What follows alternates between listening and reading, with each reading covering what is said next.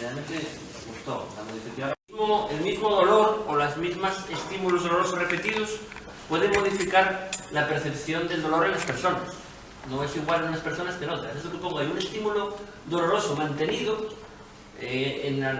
puede amplificar, digamos, la respuesta y eso dar un dolor más exagerado, digamos, del que inicialmente se preveía. Digamos que es como que la respuesta se amplifica con unos circuitos que veremos a ver ahí en el sistema nervioso. A ver si entonces, los dos conceptos, digamos, uno es la hiperalgesia, es decir, que hay estos son conceptos clásicos de sensibilización central en fibromialgia. La hiperalgesia es que hay una hipersensibilidad, los enfermos tienen una hipersensibilidad a los estímulos dolorosos por un problema que parece que va a estar en el sistema nervioso central, que no va a estar ni en las articulaciones, ni en los receptores del dolor, digamos, periféricos de la piel o de las articulaciones. Y después una lo diría que es una hipersensibilidad a estímulos no dolorosos o a estímulos que una persona que no tiene el trastorno no le causarían dolor. Y a estas personas sí le causan dolor. Al final, ¿eso tiene puntero? Sí.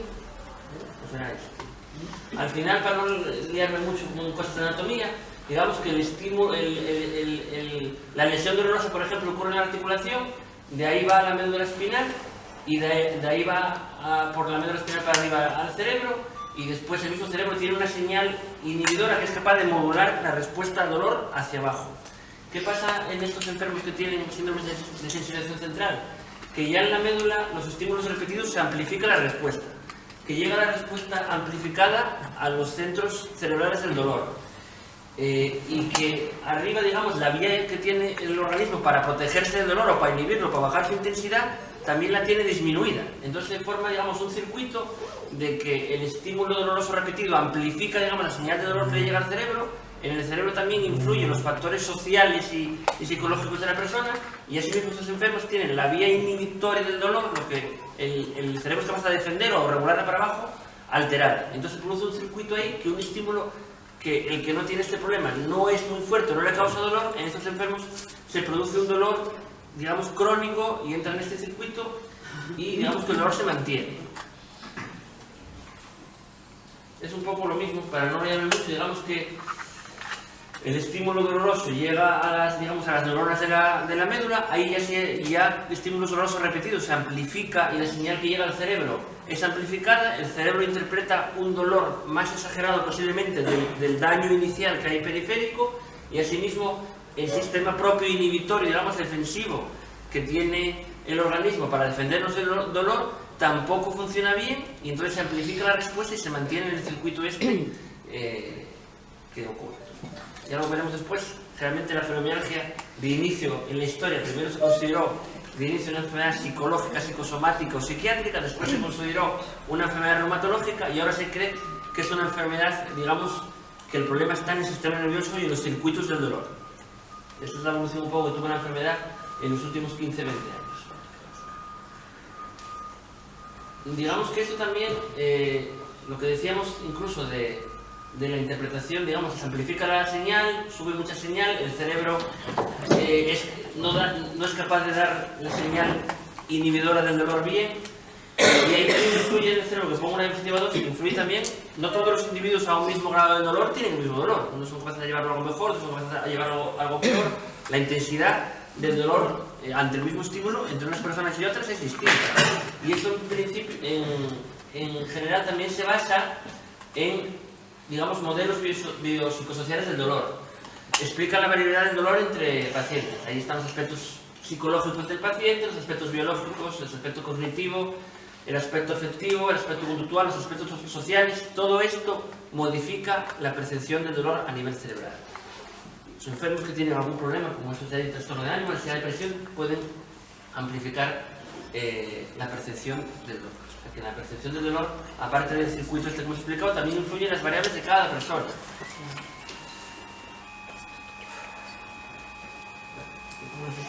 Bueno, a ver, ¿cuándo se puede sospechar un síndrome de sensibilización central en general?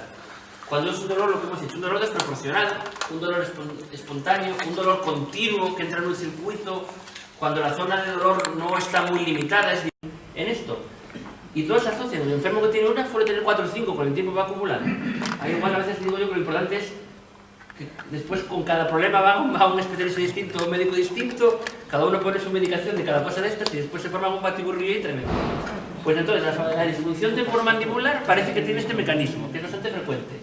La migraña y sobre todo la cefalea tensional, que es bastante frecuente en los pacientes, parece que, sobre todo la tensional, el mecanismo etiológico, lo que lo produce es lo que hemos explicado antes del circuito cerebral.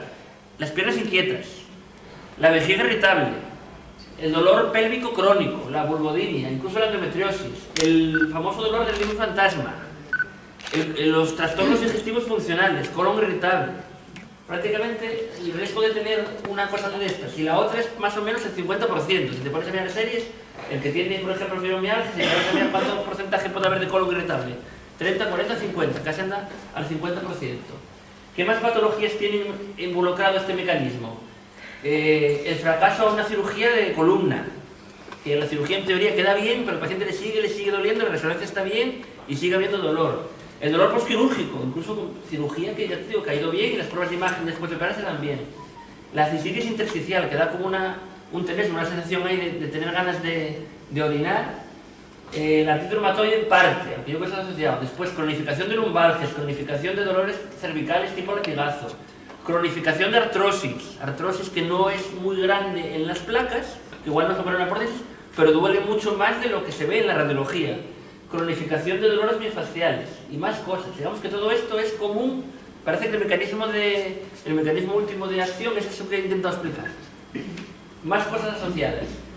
Dolor torácico coroneras normales, que eso también es frecuente. La angina esta X, o la gente que le duele, hacen características siempre normal y tiene un dolor en el pecho que parece una angina por isquemia. Taquicardia sinusal inapropiada. Gente que tiene problemas de la tensión muy lábil, que la tensión le sube mucho, le baja mucho, hay descontroles tensionales. Problemas de temperatura, gente que tiene temperatura más o menos alta, todo esto está todo relacionado.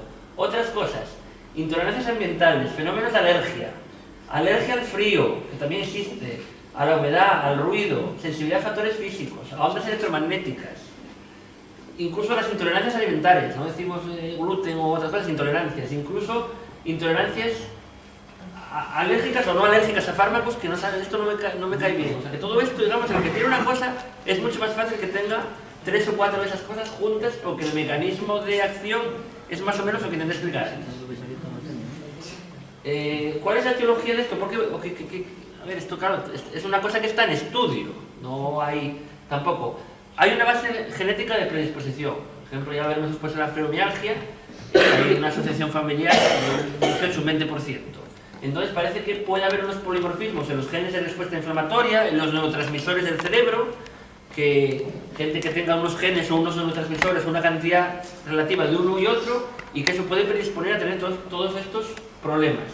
Después, clásicamente, son enfermedades como está ahora tan de moda de género. La incidencia femenina es muy superior, así que los estrógenos, los estrógenos deben potenciar el circuito ese de sensibilización central, o debe haber algún problema hormonal porque es mucho más frecuente en mujeres.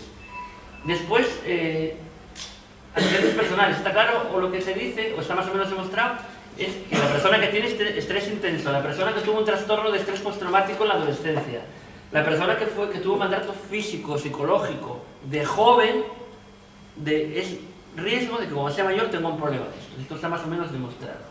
Y después los factores ambientales, digamos que es genética,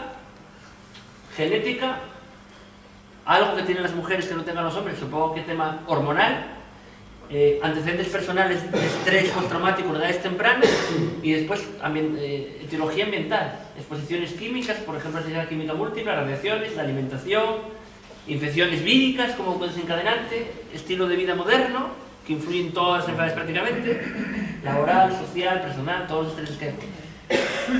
Entonces, un poco así en resumen, hay una base genética de predisposición con la influencia posiblemente de los estrógenos por la frecuencia mucho mayor que hay en mujeres. Debe haber algo ambiental que te precipita, te expones a algo, entras digamos, se potencia el circuito ese que hemos explicado. Generalmente primero tienes una característica del síndrome, o un síndrome doloroso crónico tipo fibromialgia, o una sensibilidad múltiple, o una fatiga crónica. Eso, como hemos dicho, son cosas que se persisten y que se amplifican a nivel del sistema nervioso, y de ahí vas ganando generalmente 3 o 4 problemas, o casi todos de los que hemos explicado, digestivos, y dolores en otro nivel, y después ya es el paciente que tiene un poco todas estas cosas, que son la mayoría al final si te pones a preguntar. Al final pone, es muy frecuente que un paciente, a partir de uno de los o dolor, o fatiga, o sensibilidad química, a partir de eso añada fenómenos comórbidos, yo creo que sobre todo cefalea tensional y trastornos digestivos funcionales, dispepsia ulcerosa y colon irritable. Y al final, es lo que pone ahí, a los 5 años de inicio de diagnóstico, casi todos tienen 5 cosas de estas tablas que puse y que pondré más adelante. Las repercusiones de estas enfermedades pues son muy importantes. Repercusiones físicas, repercusiones cognitivas, porque ya veremos después, posiblemente con estos problemas, estas personas nunca van a tener un rendimiento cognitivo similar a una persona de igual formación, de igual edad, limitación de las actividades cotidianas, limitación laboral, limitación laboral y costes laborales y costes sociales, y un gran coste económico, como veremos después en la fibromialgia. Decir solo 2 cosas, porque yo sobre todo la charla que di aquí era más orientada a fibromialgia. La fibromialgia, digamos que es el paradigma de la sensibilización central, dolor crónico, 3 meses, y es más prevalente en general que la fatiga crónica, de andar veremos después, sobre un 3 y pico %, y la fatiga crónica sería el paradigma de sensibilización central, fatiga. Las definiciones siempre vienen más las dificultades cognitivas en la fatiga crónica de la fibromialgia, y el criterio de la fatiga son 6 meses y la frecuencia 0,3, 0,5, 1. A ver, en todos los sitios se pone que es más frecuente la fibromialgia que la fatiga crónica. Vamos a hablar ya directamente de la fibromialgia, un poco de todo. La fibromialgia en general, siempre lo decía yo en las charlas, es una enfermedad joven. Bueno, reconocida por la OMS en el año 92, bueno, ya tiene X años, pero es verdad que las enfermedades de los primeros 5 o 10 años para los médicos de rodaje, pues los médicos tienen que aprenderse la enfermedad, igual no estudiamos la enfermedad cuando estudiamos la carrera, y las enfermedades de los primeros años son de despegue. O sea, digamos que los primeros 5 o 10 años de cualquier enfermedad son de despegue, o sea, que es una enfermedad relativamente joven para la medicina. Eso que dije antes, ha entrado como enfermedad psiquiátrica, psicológica, bueno, posiblemente los problemas psiquiátricos puedan ser más bien secundarios, o las personas que tienen algún tipo de personalidad tengan más riesgo a tener estos trastornos, pero, a ver, salió primero como enfermedad psiquiátrica o psicosomática, o digamos medio médica, medio psiquiátrica. Ese concepto ya está superado, posiblemente. El origen reumático, reumatológico, todo de reuma, también está superado, porque está claro que las articulaciones duelen, pero ahí no hay inflamación, la analítica es normal, ahí no hay nada.